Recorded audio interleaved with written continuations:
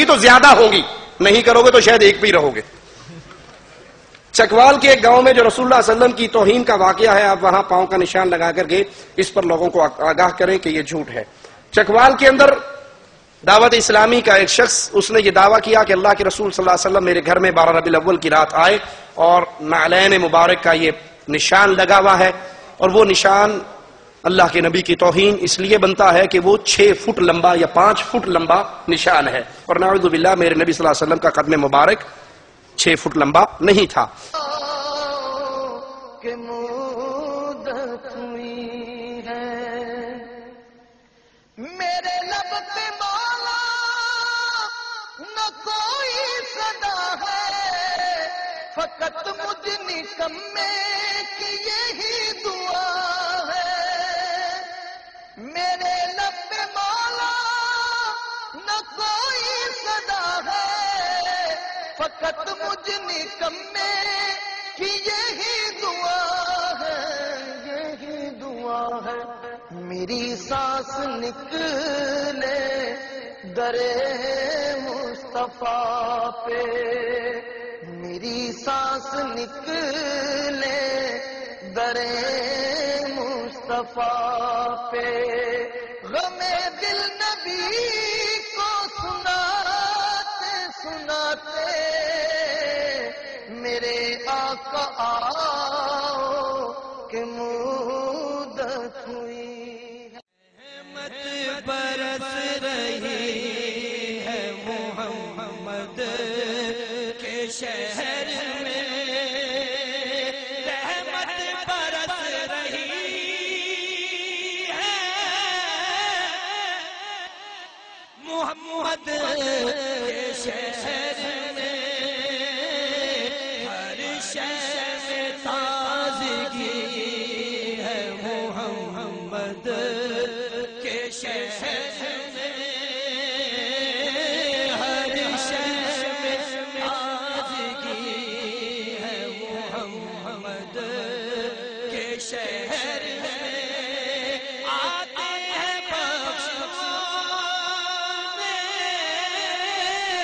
گناہوں کو گناہگار، قسمت بدل رہی ہے محمد کے شہر میں، دیکھو قسمت بدل رہی ہے محمد کے شہر میں، ایسا لگا کہ سامنے خود آ گئے حضور، ایسا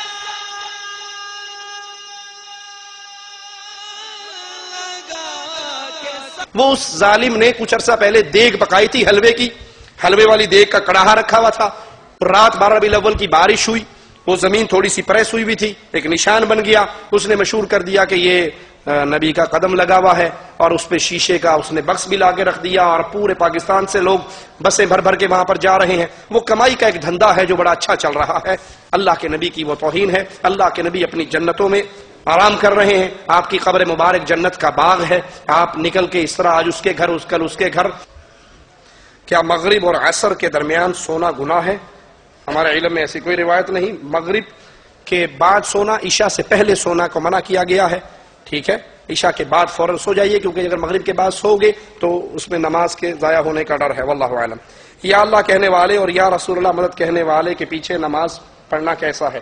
جو شخص اللہ سے مدد مانگتا ہے وہ موحد ہے، جو غیر اللہ سے مدد مانگتا ہے وہ اس دعا کی عبادت میں غیر کو شریک کر رہا ہے، یہ اہل شرک میں سے ہے، اور غیر اللہ کی پکار شرک اکبر ہے، ایسے کے پیچھے نماز نہیں ہوتی۔ بیوی کو انسان کیسے سمجھائے؟ اوکھی گل پوچھی جی۔ بیوی کو انسان اللہ کا واسطہ دے کے سمجھائے، اس کو قرآن کی آیات سنا کر سمجھائے، خامن کے حقوق سنا کر سمجھائے، اور خود بھی بیویوں کا حق ادا کرو، خود بھی بیویوں کا حق ادا کرو۔ جب آپ بیویوں کا حق ادا کریں گے تو امید ہے انشاءاللہ کہ بیوی بھی آپ کا حق ادا کرے گی۔ اللہ کے نبی نے فرمایا کہ حوا کی بیٹی کو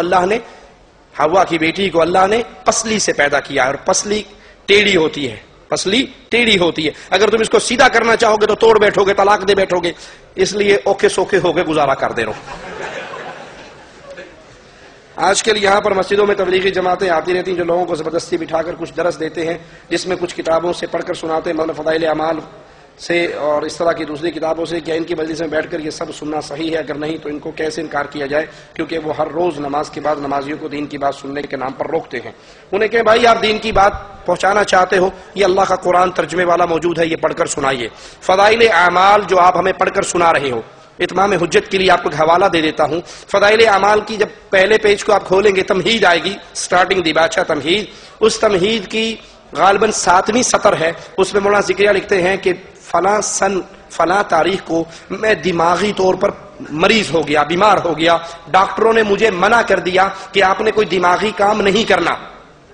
ہم مینٹل کیس ہیں, بیمار ہیں, دماغی مریض ہیں, آپ نے فارغ رہ کر ریسٹ کرنا ہے. تو میں نے سوچا کہ یہ ایام جو فراغت کے ہیں, کیوں نہ ان فراغت کے ایام میں اللہ کے دین پہ کچھ کتابیں لکھی جائیں.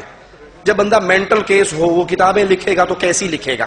اس لیے اس کے اندر شرک اور بدعات کی بھرمار ہے. ہماری سی ڈی بھائی جاوید سے مل جائے گی, فضائل اعمال کی حقیقت, وہ لے کر مزید تفصیل جان سکتے ہیں. شیخ صاحب برائے کرم ہمارے لیے وقت نکالتے رہا کریں, عین نوازش ہوگی, اللہ نے توفیق دی تو انشاءاللہ. صبح و شام کے اذکار کس وقت پڑھنا چاہیے؟ صبح کے اذکار سورج نکلنے سے پہلے, اور شام کے اذکار سورج کے غروب ہونے سے پہلے پڑھنے چاہیے. بدعت کا پتہ کیسے چلتا ہے؟ بدعت کا پتہ تب چلے گا جب اللہ کے دین کا علم آپ حاصل کریں گے. اگر نہیں ہے تو اس مسئلے کو اللہ کے رسول صلی اللہ علیہ وسلم کا دین جاننے والے اہل علم سے سوال کرو. فاسألوا اہل ذکر, جس کے پاس قرآن و حدیث کی دعوت ہے اس سے پوچھئے, وہ آپ کو بتائے گا کہ یہ عمل نبی نے کیا یا نہیں. سنت نماز گھر میں افضل ہے یا مسجد میں؟ سنت نمازیں گھر میں افضل ہیں. کیا فضائل اعمال میں غلط باتیں ہیں؟ اس کی مثال میں نے دی ہے. اس کے اندر بہت باتیں شرک والی بھی ہیں, بدعات والی بھی ہیں. اس کتاب کو پڑھنا, اس کی دعوت دینا اہل ایمان کے لیے جائز نہیں ہے. بوہری مذہب والے کے ساتھ کھانے میں شامل ہو سکتے ہیں یا نہیں؟ دیکھیے, کسی بھی باطل فرقے والے شخص کے ساتھ, اہل شرک کے ساتھ اس کے کھانے میں شامل ہونا اس لیے کہ میں اس کو دین کی دعوت پہنچاؤں گا تو اس میں کوئی حرج نہیں ہے. لیکن اگر دین کی دعوت مقصود نہ ہو, صرف یاری دوستی نبھانی ہو, تو ان کے ساتھ کھانا پینا, ان کے ساتھ جو کھل کر کفر اکبر یا شرک اکبر کر کے ملت سے نکل چکے ہیں, ان کے ساتھ شریک ہونا درست نہیں ہے. اس کے علاوہ اگر ان کا خاص کوئی مذہبی پروگرام ہے اس کے اندر تو قطعا نہ اس کا کھانا کھایا جا سکتا ہے, نہ اس میں شرکت کی جا سکتی ہے. سوال ہے کہ چاروں مذہب میں سے کسی ایک پر رہنا لازم ہے؟ نہ قرآن میں ہمیں حکم ہے, نہ حدیث میں ہمیں حکم ہے کہ تم 4 اماموں سے کسی ایک امام کو ضرور پکڑ لینا. یہ لوگوں نے بعد میں بنائے ہیں. اللہ کے رسول صلی اللہ علیہ وسلم پر جو شریعت نازل ہوئی اس کا حکم کیا ہے؟ سورۃ اعراف آیت نمبر 3, مالک فرماتا ہے اتبعوا ما انزل الیکم من ربکم, اتباع کرو جو اللہ نے تم پہ نازل کیا. ولا تتبعوا من دونه اولیاء, اس کو چھوڑ کر اولیاء کے, دوستوں کے, پیروں فقیروں کے پیچھے نہ چلو. معصوم عن الخطا, نہ 4 امام ہیں نہ 4 خلفاء راشدین ہیں. معصوم عن الخطا صرف محمد الرسول اللہ صلی اللہ علیہ وسلم ہے. اگر 4 اماموں کے نام پہ مذہب بنانا درست ہے تو ان سے کہیں افضل 4 خلفاء ہیں, ابو بکر, عمر, عثمان, علی. ان کے نام پہ مذہب کیوں نہیں بناتے؟ مذہب اسلام امام الانبیاء پہ نازل ہوا, اس کو مانیے. ہر مسئلے میں دیکھیے اللہ کے نبی نے کیا فرمایا ہے. امام کے ساتھ جماعت میں رکوع چھوٹ جاتا ہے تو کیا رکعت پوری ہوتی ہے؟ یا سجدہ چھوٹ جاتا ہے تو وہ رکعت پوری ہوتی ہے؟ رکوع والا مسئلہ اختلافی ہے, لیکن راجح قول یہی ہے جو شخص رکوع میں آ کر امام کے ساتھ مل جائے تو اس کو دوبارہ اپنی رکعت پوری کرنی چاہیے. اس کا رکن فاتحہ بھی رہ گئی اور اس کا رکن رکعت بھی رہ گئی. ایک مسلمان نماز نہیں پڑھتا, روزے نہیں رکھتا, مگر دینی کتابیں بانٹتا ہے اور خیرات کرتا ہے. قرآن و حدیث کی روشنی میں اس کا کیا صحیح ہے؟ وہ بانٹ رہا ہے کتابیں, سیڈیاں, لوگوں کو فائدہ ہوگا, اس کو کوئی فائدہ نہیں ہوگا. جو نماز نہیں پڑھتا, صحیح علماء کے اقوال کی روشنی میں وہ شخص مومن نہیں ہے. مومن وہ ہے جو توحید کو مان کر پھر 5 وقت کی نماز بھی پڑھتا ہے. کیا دوسری شادی کے بارے میں درس ہو تو لوگوں کو بتائیے کہ یہ سنت ہے. لگتا ہے پہلی سے لڑائی کر کے آئے بھائی. جو دوسری بات شادی کے بارے میں لوگوں سے پوچھتا ہے یا اجازت لیتا ہے یا